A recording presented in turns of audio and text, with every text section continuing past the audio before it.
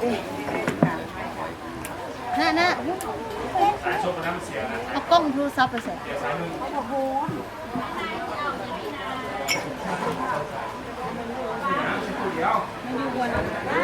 ว่ามันเสียมากยับแล้วนะซ้อยเลยแล้วยับแล้วนะยับลูกดังแล้วก็เก่า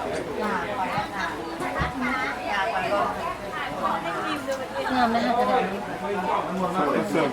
ไม่อดุก็มีอะไรไม่หรอเป็นห้องนี่มันคือกูเดี๋ยวแต่มันใหญ่ดูแต่กำลังใหญ่ไม่ดีแน่มันมีสาวเลยทำเป็นแต่งานแล้วมันดูเลยที่ครับแรงโรเวอร์ชื่อมุกเคิร์นด้วยไม่สอง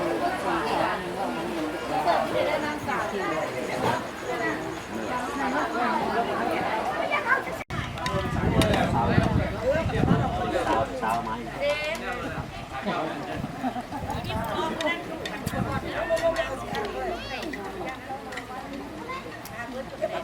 พวกนี้ออกสร้างที่เอาเรื่องมาเป็นเอ็กซ์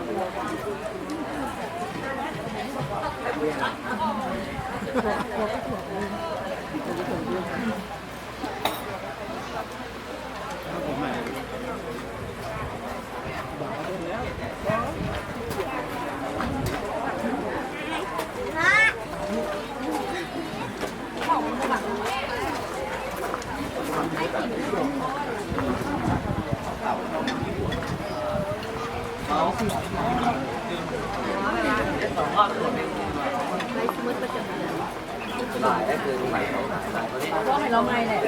เมื่อกับคนนั้นสิแล้วก็รีบเมียงเข้ามาแบบไม่จงใจเจ็บดึงเหม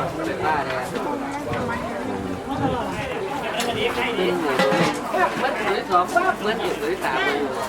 เนี่ยเราไม่ถึงสองอันเดียวตัวนึงให้มันเข้าดีกว่า